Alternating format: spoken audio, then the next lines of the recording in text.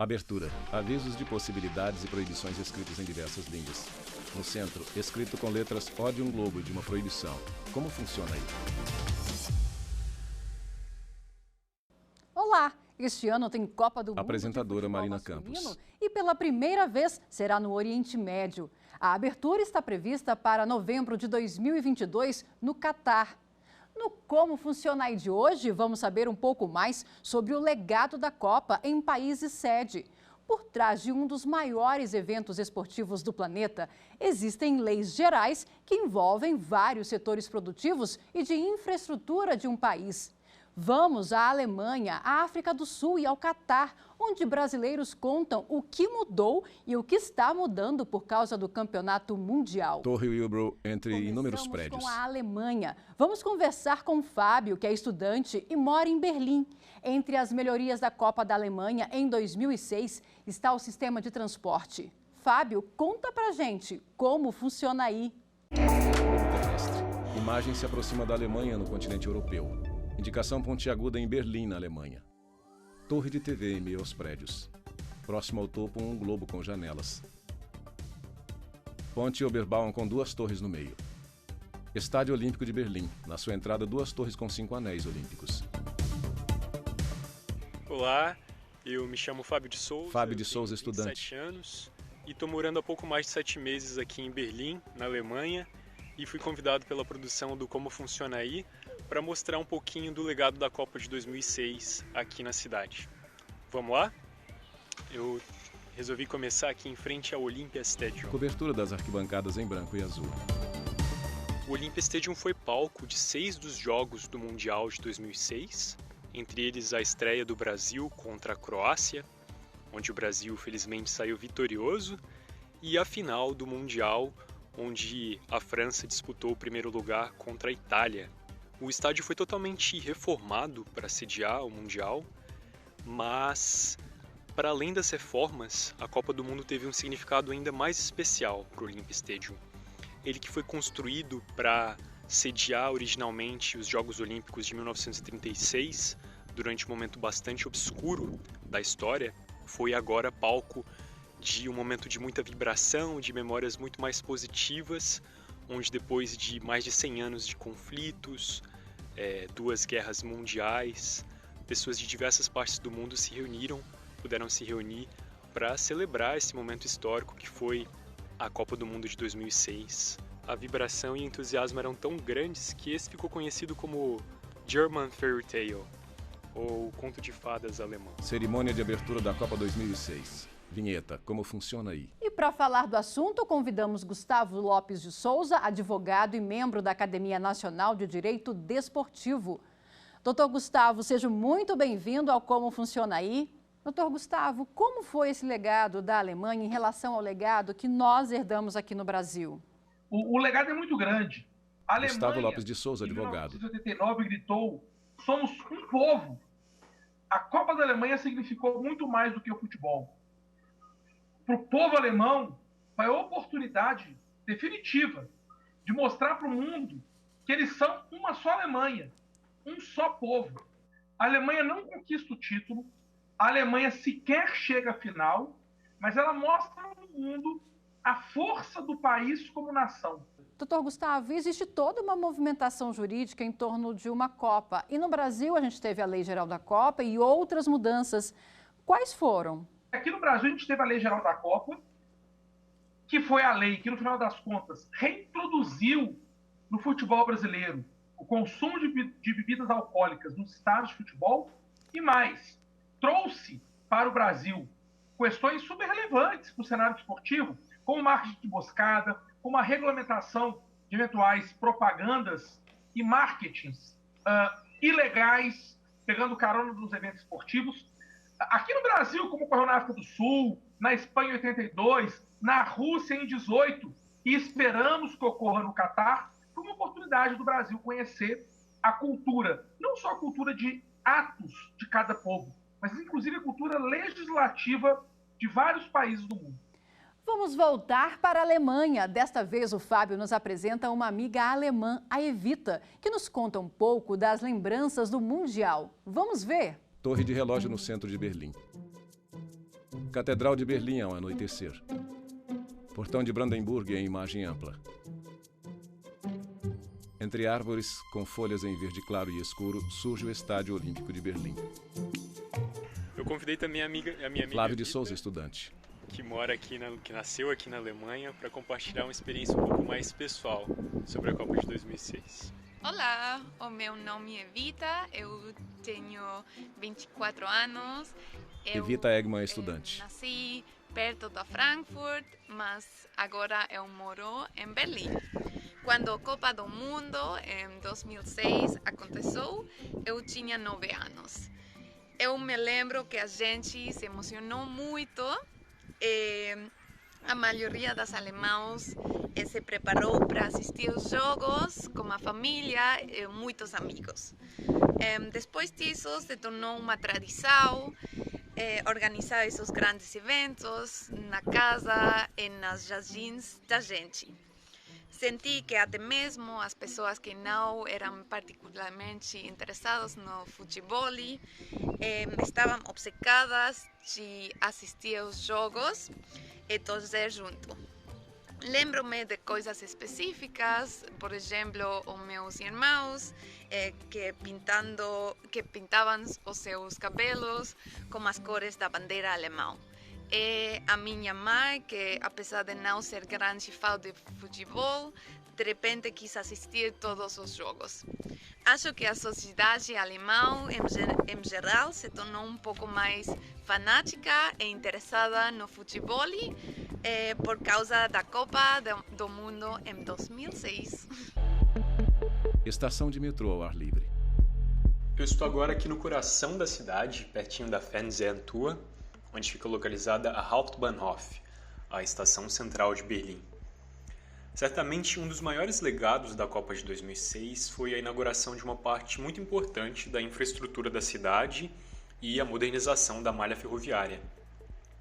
As obras de construção da Hauptbahnhof foram iniciadas em 1990, mas foi a Copa do Mundo que deu um pontapé para que a estação fosse inaugurada em 2006 e pudesse oferecer a infraestrutura adequada para um evento desse porte. Durante o Mundial, mais de 500 mil de pessoas circularam diariamente por essa estação. A estação inaugurou também a era dos ICEs, o serviço ferroviário de alta velocidade que conecta diversas das cidades mais importantes da Alemanha, como Berlim, Hannover e Hamburgo, a uma parte significativa de outros 6 países da Europa, incluindo a Áustria, a Bélgica, os Países Baixos, a Suíça e a França. Esses veículos possibilitaram viagens mais curtas e confortáveis, podendo chegar a uma velocidade de até cerca de 400 km por hora. Toda essa infraestrutura que contou com o impulso da Copa de 2006 segue em plena operação, trazendo maior agilidade para o dia a dia na Alemanha. Trem metroviária passa por trilhos em alta velocidade. Vinheta: como funciona aí? Dr. Gustavo, a Alemanha usou o Mundial de 2006 para antecipar o trem-bala e melhorar a logística no país. Foi um investimento planejado? Claro que sim. O Japão já havia Gustavo Lopes de aproveitado a Souza, oportunidade advogado. dos Jogos Olímpicos de 68 em Tóquio para poder apresentar o trem-bala para o mundo. E a Alemanha aproveitou a Copa do Mundo de 2006 para apresentar o trem-bala para o povo alemão. Agora, chega a ser emocionante. O maior legado da Copa de 2006 para o mundo e para o povo alemão foi a unicidade do povo. Ninguém no mundo sabe o que é separar famílias dentro de uma mesma cidade. A Alemanha se unificou politicamente e geograficamente, ou se reunificou em 89, mas a grande reunificação para o mundo, a consagração, se deu nos Jogos da Copa do Mundo de 2006. Agora vamos para a África do Sul. O contato é com uma brasileira que acompanhou os Jogos da Copa do Mundo de 2010. A Marília mora em Joanesburgo, maior cidade do país. Marília, como funciona aí? Globo terrestre. Imagem se aproxima da África do Sul. Continente africano, indicação pontiaguda em Joanesburgo, África do Sul. Bairros residenciais dentro de área verde. Homem próximo a um rinoceronte. Bandeira sul-africana tremulando com o vento. Ponte Nelson Mandela liga 2 pontos da cidade. Joanesburgo à noite. Olá, meu nome é Marília. Marília Martoni, despachante. Eu moro aqui na África do Sul, em Joanesburgo, há mais de 15 anos. Todo mundo me pergunta, como brasileira, né, como que foi a Copa aqui e o que aconteceu depois da Copa, como que foi depois da Copa do Mundo. Então, o legado muito importante da Copa foi, primeiro, que foi o primeiro evento mundial que a África do Sul abrigou depois da era do Apartheid. Então, os estádios da Copa já existiam, alguns já existiam, outros não. Outros foram construídos especialmente para a Copa. E o legado desse evento mundial foi muito importante, mas muito importante mesmo, para a infraestrutura de Soweto, que seria um bairro aqui meio afastado da cidade e que era um gueto na época do Apartheid. Então foi emocionante, eu acho que para todo mundo assistir os jogos da Copa foi um meio de integrar a população, porque os sul-africanos todos gostam muito de esportes, mas muito mesmo. Então eles gostam de futebol e eles amam a seleção brasileira. E depois da Copa também apareceram bastante escolas de futebol. Eu mesma conheço vários donos de escolas de futebol. Uma infraestrutura muito boa foi montada e que é mantida. Os estádios, todos os estádios, inclusive os que já existiam e que foram adaptados, também sempre foram centro de esportes, de todos os esportes, não só de futebol. Eu fui assistir alguns jogos antes, né, da Copa, aquele famoso jogo entre África do Sul e Brasil, onde uma criança invadiu o campo e o Neymar pegou no colo. Foi muito lindo. Neymar caminha com criança sorridente em seus braços. Então, eu acho que o esporte é uma maneira de você integrar todos os povos, não é? Jogadores da Espanha comemoram. Taça levantada em chuva de papel dourado. Vinheta, como funciona aí? Doutor Gustavo, na Copa da África do Sul houve ganhos e perdas. Isso aconteceu também aqui no Brasil. Nesse contrato entre o governo e a FIFA, existe um meio termo? Sempre que a FIFA organiza Gustavo Lopes de Souza, advogado. Ela traz uma série de exigências para o país organizador. E é assim desde a Copa da Espanha, pelo menos. E de lá para cá, todos os países fizeram algum tipo de concessão. Aqui no Brasil, o país aceita, por meio de uma lei federal, que é a Lei Geral da Copa, que ocorreu uma Lei Geral da Copa na África do Sul, ocorreu uma Lei Geral da Copa na Alemanha. No Catar, ainda temos algumas discussões, porque o Catar é um reino, né, uma monarquia ditatorial, mas o Brasil, ele aceita que as bebidas alcoólicas, especialmente a cerveja, tem uma grande marca de cerveja que patrocina a Copa do Mundo, que essa marca de cerveja pudesse vender o seu produto durante os jogos, e o Brasil aceita também que aquelas empresas que eventualmente fizeram comerciais ou propagandas utilizantes da Copa do Mundo, mas que não fossem patrocinadoras, que essas empresas fossem punidas, inclusive criminalmente. Então, é uma troca. A FIFA, ela traz um evento global que traz uma visibilidade monstruosa, mas, ao mesmo tempo, a FIFA diz o seguinte: eu preciso que vocês me deem algo em troca. E aí vem os interesses comerciais da FIFA, que é algo extremamente natural nas Copas do Mundo, nos Jogos Olímpicos, desde o início dos anos 80. Vamos agora para o intervalo e voltamos já. Vinheta de transição. Estamos apresentando. Como funciona aí? Vinheta de transição no centro. Como funciona aí? O Como Funciona aí tá Apresentadora de volta. Marina Você Campos. já viu o legado deixado pela Copa do Mundo na Alemanha e na África do Sul. Agora vamos para a bola da vez, a Copa do Mundo do Catar. A gente vai para Doha falar com a Jordana, que estudou na capital do Catar e hoje é produtora de audiovisual. Ela nos fala um pouco sobre como está sendo a movimentação de um país sede de Copa do Mundo e as principais melhorias na cidade. Jordana, como está funcionando aí? Globo terrestre. Imagem se aproxima do Catar, no continente asiático. Indicação pontiaguda em Doha, no Catar.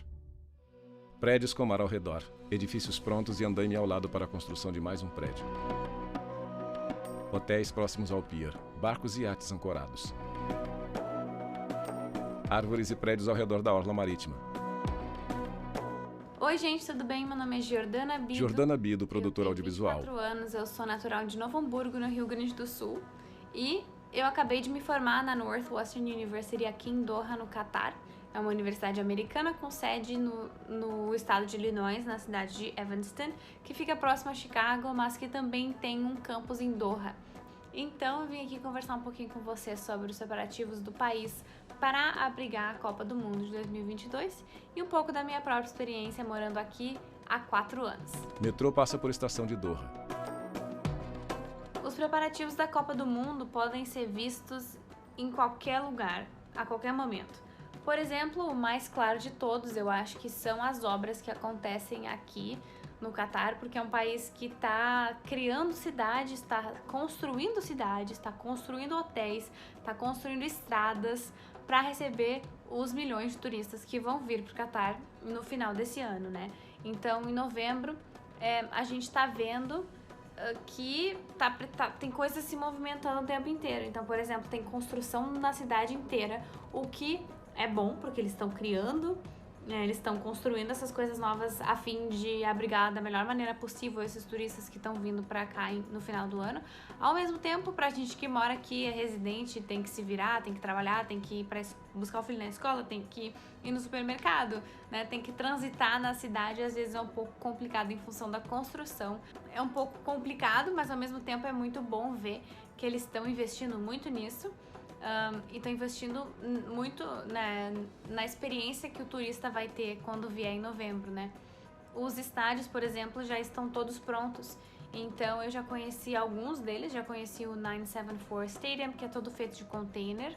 Já conheci o Ahmed Bin Ali, que fica pertinho de onde eu morava, de onde eu estudava até poucos meses atrás.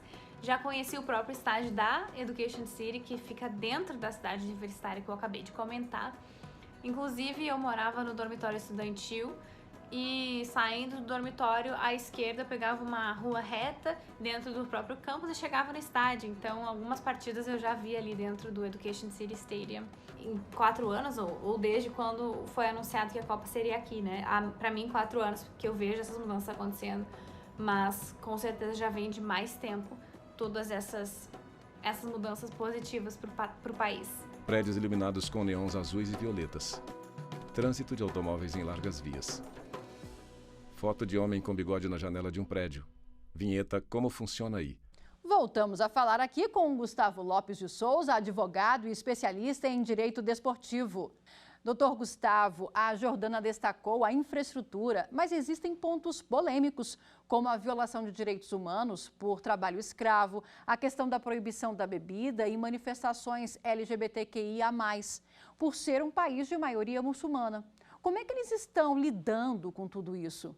Durante toda a preparação... Gustavo Lopes de Souza, advogado. O Catar foi muito criticado e a FIFA, inclusive, chegou a responder processos em tribunais internacionais, em tribunais de direitos humanos, em razão dos desrespeitos aos direitos trabalhistas básicos. Há indícios de que várias pessoas, especialmente imigrantes pobres, tenham morrido na construção dos estádios.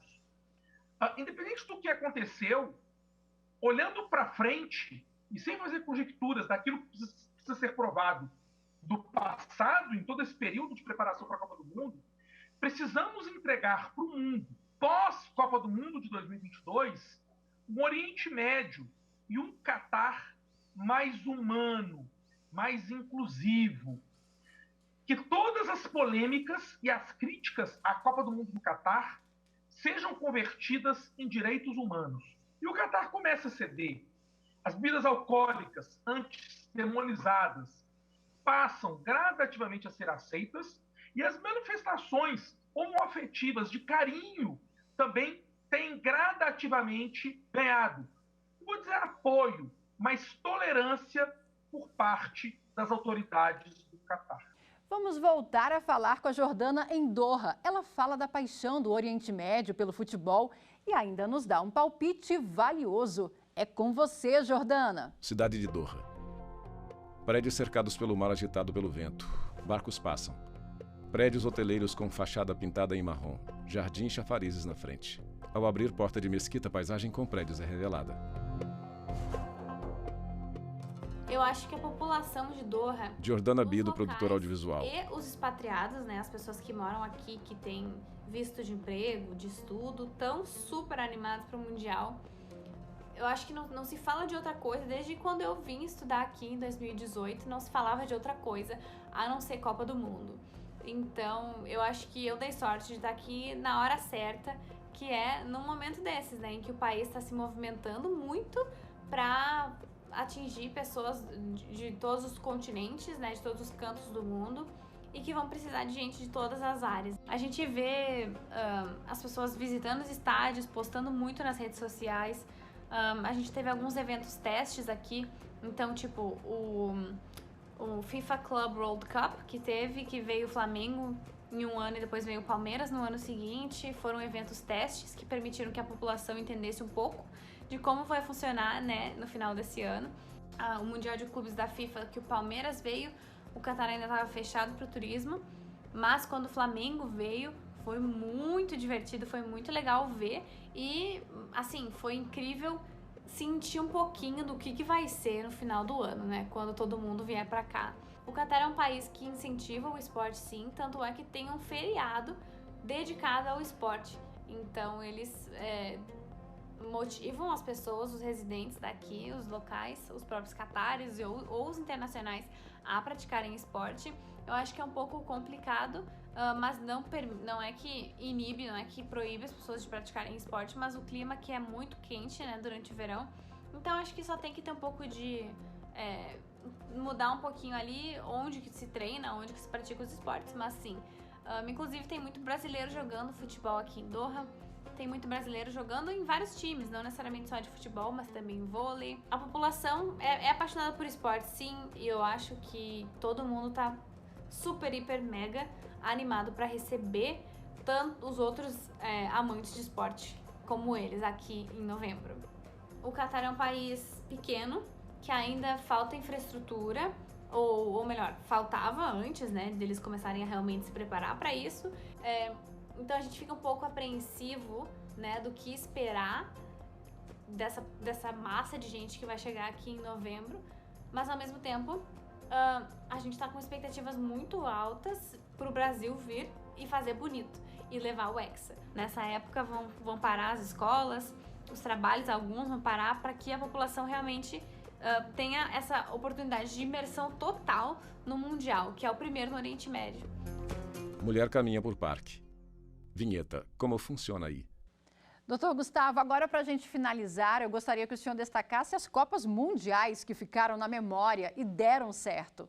Desde que a Copa do Mundo se iniciou... Gustavo Lopes de Souza, advogado. Todas deram certo dentro das peculiaridades do seu tempo e do seu espaço.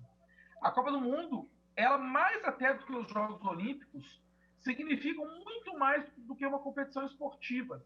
As últimas Copas do Mundo, quando a FIFA realmente assume esse interesse e de maneira expressa busca legados, busca heranças do Mundial, a Copa do Mundo do Catar, ela pode significar definitivamente o desenvolvimento de um país. Nunca a Copa do Mundo foi realizada num país tão pequeno. Nunca as distâncias entre dois estádios de um mesmo Mundial foram tão pequenas.